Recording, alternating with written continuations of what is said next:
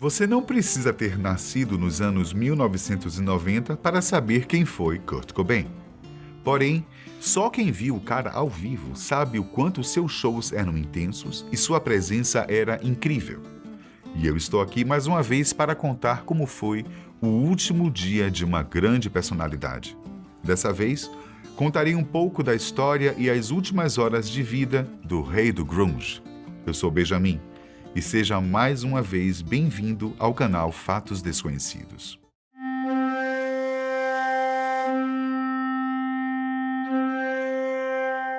Kurt Cobain morreu no dia 5 de abril de 1994, quando tirou sua própria vida. O frontman do Nirvana tinha problemas com depressão e era viciado em drogas. Mas antes de eu começar a contar como foram as últimas horas desse grande astro do punk rock, vou contar um pouco mais da vida do Kurt. Kurt Donald Cobain nasceu no dia 20 de fevereiro de 1967, em Aberdeen, estado de Washington, nos Estados Unidos. Ele também tinha uma jovem irmã chamada Kimberly, nascida em 24 de abril de 1970. Kurt era filho de um mecânico e de uma garçonete. Como ele descobriu que seria músico? Na verdade, o envolvimento com a música vinha de berço. Os tios de Kurt eram músicos e costumavam tocar em bandas locais. Com apenas 2 anos de idade, Kurt Cobain já mostrava que tinha vocação para ser cantor. Mas um acontecimento na infância de Kurt acabou marcando o resto de sua vida. Quando ele tinha apenas 7 anos de idade, seus pais se separaram. Kurt, mesmo sendo uma criança, não gostou nada disso. Ele mesmo dizia que esse evento fez com que ele fosse uma criança reclusa e rebelde. Ele ficava a maior parte do tempo sozinho, ouvindo música ou pintando. Kurt não tinha uma casa fixa. Às vezes ele morava com o pai, outras vezes passava um tempo com a mãe. E ainda tinha as épocas em que ele morava na casa de amigos ou mesmo de parentes próximos. A separação dos pais de Kurt fez com que ele mudasse drasticamente. Os pais de Cobain diziam que nunca iriam se casar novamente.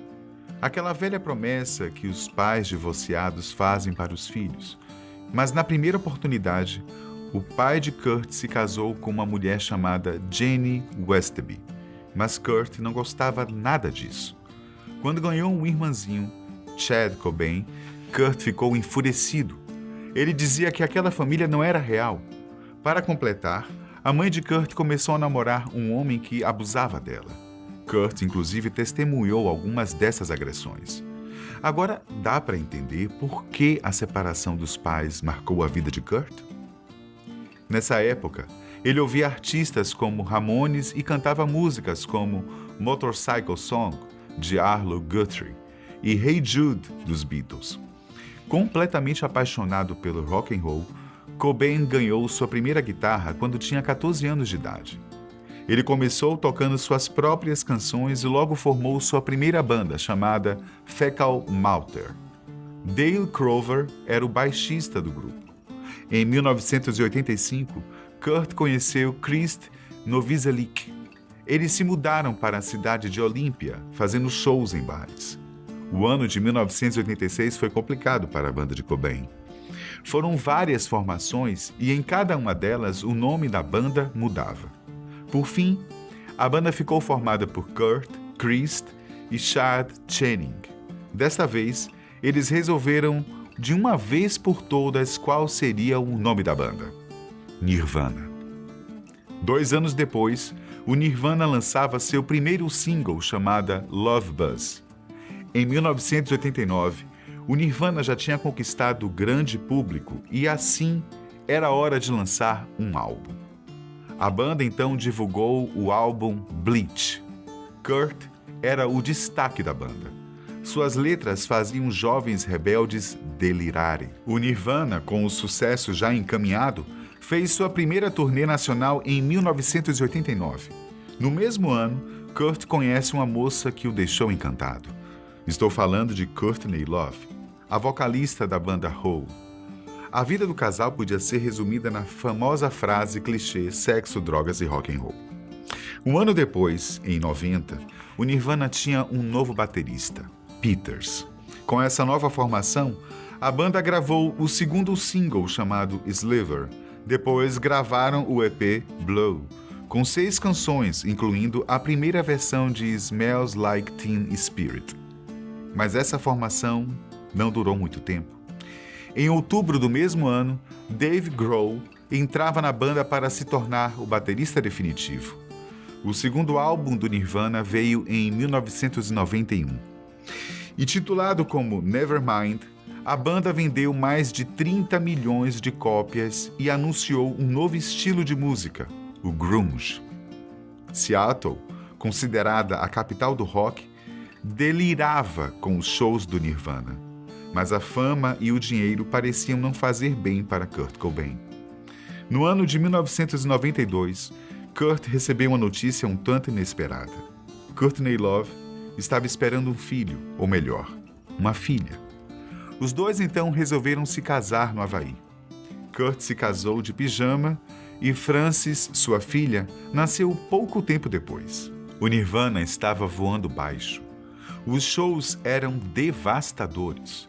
Os fãs iam ao delírio. O Nirvana era símbolo de rebeldia. Os integrantes quebravam instrumentos em cima do palco, protagonizando o auge do grunge. Mas algumas vezes eles acabavam passando dos limites. Em 1993, por exemplo, Kurt Cobain abaixou as calças e cuspiu em uma câmera. Nesse ano, mesmo com vários problemas envolvendo heroína, o Nirvana lançou o disco In Utero, com destaque para a música Servant the Servants. Porém, os problemas de Kurt com a heroína começaram a ser cada vez mais sérios. Uma tentativa de suicídio falha do cantor do Nirvana deixou seus entes queridos preocupados. Vendo que o pior poderia acontecer, Courtney Love e seus amigos resolveram fazer algo para tentar parar Kurt. Eles pediram ajuda para Steven Chatoff, um conselheiro da banda. No final de março de 1994, Courtney, Chris Novoselic e Pat Smear, junto com outros amigos, realizaram uma reunião com Cobain para tentar colocá-lo nos trilhos. Durante a reunião, Courtney chegou a ameaçar largar Kurt caso ele não parasse de usar drogas. Sua banda não fez diferente. Eles disseram que fariam o desmembramento da banda se ele não concordasse em procurar tratamento em uma clínica de reabilitação. É nessas horas que nós vemos quem realmente são os nossos amigos. Os companheiros de Kurt Cobain foram severos demais com ele? Foram.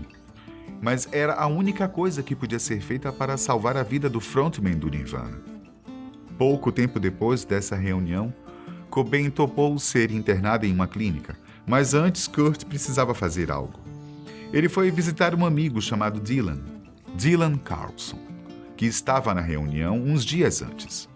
Kurt contou histórias de que havia pessoas invadindo sua casa e que precisava de uma arma de fogo.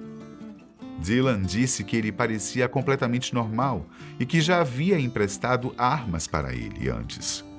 Kurt deu a ele cerca de $300 para comprar uma espingarda de calibre 20 e uma caixa de munição.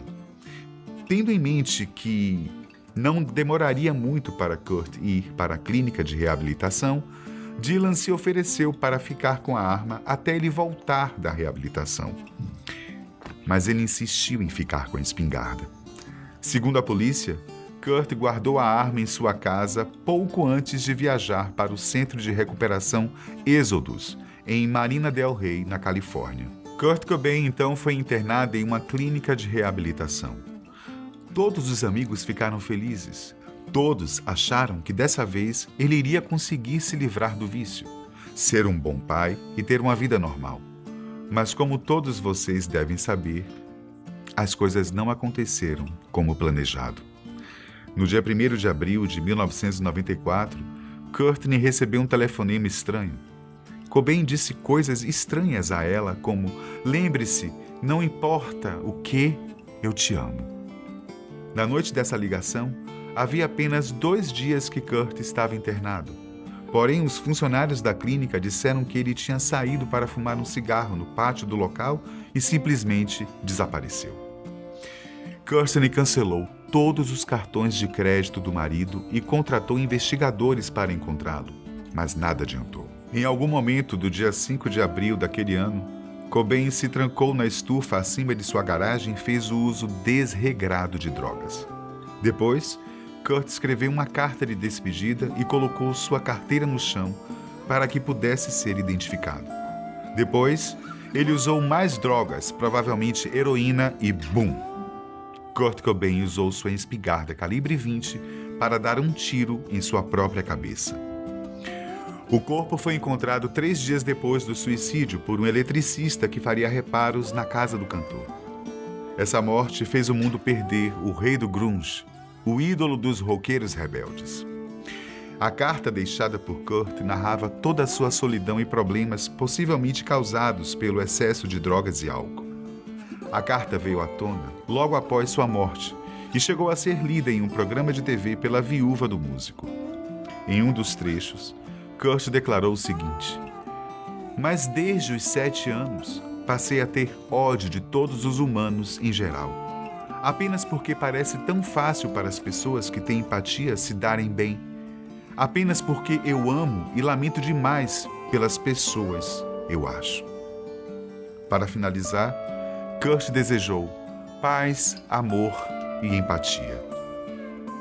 O vídeo de hoje se encerra por aqui. Até mais.